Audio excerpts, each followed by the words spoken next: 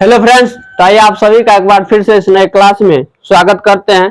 तो फ्रेंड्स, पिछले क्लास में हम पढ़ाए थे चाल के बारे में, ठीक है। तो आज हम लोग पढ़ने वाले हैं औसत चाल यानी एवरेज स्पीड।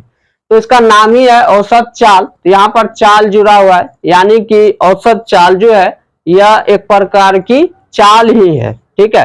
बस थोड़ा सा अंतर है, उसी को आज समझना है। तो देखिए, यहाँ पर हम लिखे हैं परिभाषा में कि किसी वस्तु द्वारा किसी समय अंतराल में तय की गई दूरी और उस समय अंतराल के अनुपात को उस वस्तु की औसत चाल कहते हैं। तो औसत चाल की जो ये परिभाषा है, इसको थोड़ा ध्यान से देखिए।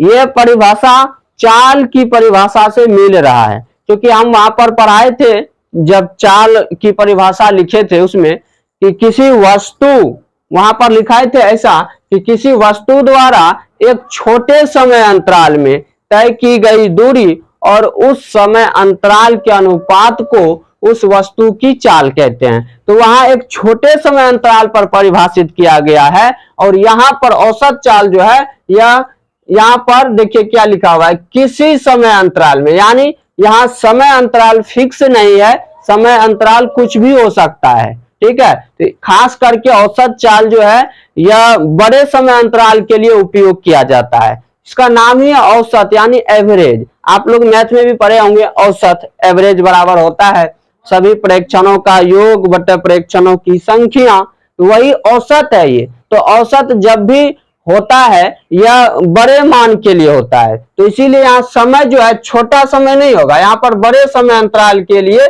यह परिभाषित है। इसीलिए औसत चाल जो है यह सिर्फ ये बताती है कि कोई वस्तु जो है पूरे समय अंतराल में कितनी तेजी से चली है, ये औसत चाल बताती है। और चाल क्या बताती है? चाल बताती है कि कोई वस्तु किसी खास समय में, किसी विशेष क्षण में कितनी तेजी से चल रही है। तो चाल किसी खास समय में क्या गति है किसी वस्तु की, उसको बताता है। और औसत चाल जो है यह पूरे समय अंतराल में वस्तु किस गति से चल रही है इसको बताता है। तो चाल और औसत चाल में बस यही थोड़ा सा का अंतर है कि औसत चाल जो है किसी खास समय में वस्तु किस गति से चल रही है इसको नहीं बता पाता है। औसत चाल सिर्फ पूरे समय अंतराल यानी एवरेज, इसका नाम ही है औसत, यानी पूरे समय अंतराल में कोई वस्तु कितनी तेजी से चली है इसको दर्शाता है। समझ गए बात को?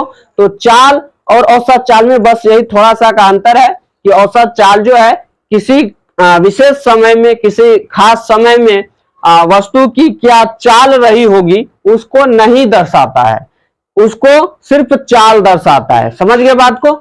चलिए अब देखिए, औसत चाल बराबर ये सूत्र हो गया कि तय की गई कुल दूरी बटा दूरी तय करने में लगा समय। क्योंकि चाल बराबर भी सूत्र होता है दूरी बटा समय, हम पढ़ाए थे पिछले वीडियो में। तो वही यहाँ पर भी वही बात है कि औसत चाल बराबर क्या होगा, तो दूरी बटा समय ही है। पर यहाँ क्या है, तय की गई कुल दूरी अब बटा दूरी तय करने में लगा समय। तो यहाँ कुल की बात हो रही है, यानी पूरे, हम पहले बोल दिए कि पूरे समय अंतराल में कोई वस्तु किस गति से चल रही है उसको औसत चाल दर्शाता है। और चाल जो है वो सिर्फ खास समय में कोई वस्तु कितनी तेजी से चल रही है इसको दर्शाता है। समझ गए बात को? तो ये सूत्र हो गया औसत चाल निकालने के लिए। अब है कुछ वस्तुओं की औसत चाल लिए, आइए इसको समझते हैं। जैसे कछुआ, तो कछुए की औसत चाल होती है 0.1 मीटर पर सेकेंड, यानी एक सेकेंड में 0.1 मीटर कछुआ जो है जाती है, ठीक है। इसके बाद है पैदल चल रहा मनुष्य, तो पैदल चल रहा मनुष्य इसकी औसत चाल होती है 1.5 मीटर पर सेकेंड, यानी एक सेकेंड में 1.5 मीटर जाता है। इसके बाद है मधुमक्खी, तो मधुमक्खी की औसत चाल 4.4 मीटर पर सेकेंड होता है। और ये जो है मधुमक्खी की महत्तम औसत चाल है, इससे ज्यादा नहीं हो सकता है, ठीक है, इसीलिए यहाँ पर हम महत्तम लिख दिए हैं। इसके बाद है मंद समीर में हवा की चाल, तो मंद समीर में हवा की चाल क्या होगी औसत चाल, तो इसका 8.9 मीटर पर सेकेंड होता है। यानी मंद समीर में हवा की औसत चाल, ये जितना भी है ये सब के सब औसत चाल है, एवरेज स्पीड, तो 8.9 मीटर पर सेकेंड होता है। इसके बाद है चीता, चीता की औसत चाल होती है 26.7 मीटर पर सेकेंड। इसके बाद है बाज, बाज की औसत चाल होती है 42.2 मीटर पर सेकेंड। तो ये सब जो औसत चाल है इसकी जरूरत जो है आंकिक प्रश्न में होगा, जब हम लोग न्यूमेरिकल सॉल्व करेंगे तो वहां पर इन सबों का जरूरत होगा। तो इसको आप लोग ध्यान में अगर रख लेंगे तो अच्छी बात है, अगर नहीं रहेगा तो भी कोई बात नहीं है, क्योंकि ये सवाल में दिया रहता है। ठीक है, चलिए और 6 दर है, इसको भी देख लेते हैं। तो सुपर फास्ट ट्रेन की औसत चाल होती है कितना, 70 मीटर पर सेकेंड। तूफान में हवा की औसत चाल है 89 मीटर पर सेकेंड। तो यहां देखिए तूफान में हवा की औसत चाल है 89 मीटर पर सेकेंड और मंद समीर में हवा की चाल कितना, 8.9 मीटर पर सेकेंड, यानी एक सेकेंड में 8.9 मीटर जाती है हवा, किसमें, मंद समीर में। वही तूफान में हवा की स्पीड कितना होती है, तो तूफान में हवा की औसत चाल 89 मीटर पर सेकेंड है, यानी एक सेकेंड में 89 मीटर दूरी तय करती है। ठीक है, इसी तरह जेट वायुयान, जेट वायुयान का औसत चाल हो गया 200 मीटर पर सेकेंड। इसके बाद है 0 डिग्री सेल्सियस पर हवा में ध्वनि की औसत चाल, तो हवा में ध्वनि की औसत चाल होती है 332 मीटर पर सेकेंड। यहाँ पर तापमान होना चाहिए 0 डिग्री सेल्सियस, ये याद रखना है। 0 डिग्री सेल्सियस पर हवा में ध्वनि की औसत चाल है 332 मीटर पर सेकेंड। क्लियर है।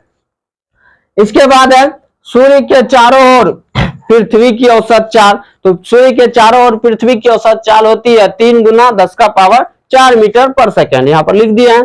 इसके बाद है प्रकाश की औसत चाल, तो प्रकाश की औसत चाल होती है 3 गुना 10⁸ मीटर पर सेकेंड। तो इसको आप लोग याद रख लीजिएगा क्योंकि ये बहुत जरूरी है, ये बार बार यूज होने वाला अंकित प्रश्न में ये बार बार यूज होगा, इसीलिए इसको आप लोग याद रखिएगा कि प्रकाश की औसत चाल होती है 3 गुना 10⁸ मीटर पर सेकेंड, यानी एक सेकेंड में प्रकाश जो है 3 गुना 10⁸ मीटर दूरी तय करती है। क्लियर है। तो ये कुछ वस्तुओं की औसत चाल थी। ठीक है, तो चलिए आज का क्लास में यही था, औसत चाल। इस तरह से चाल से संबंधित सारे कॉन्सेप्ट समाप्त हो गए। चाल में हम लोग पढ़े सबसे पहले चाल के बारे में, इसके बाद पढ़े एक समान चाल, असमान चाल, इसके बाद औसत चाल, ये 4 तरह के पढ़े।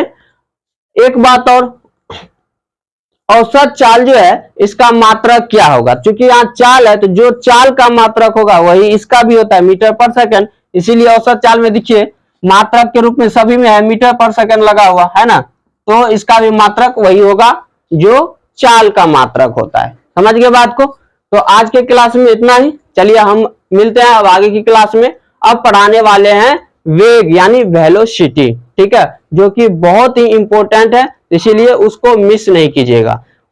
अगर वेग आप लोग अच्छे तरह से समझ जाएंगे वेलोसिटी, तो आपको एक्सेलरेशन समझ में आएगा, त्वरण। ठीक है, इसीलिए वेग की क्लास मिस नहीं करना है, उसको अच्छे से समझना है। तो चलिए हम मिलते हैं आगे की क्लास में। आज के लिए इतना ही।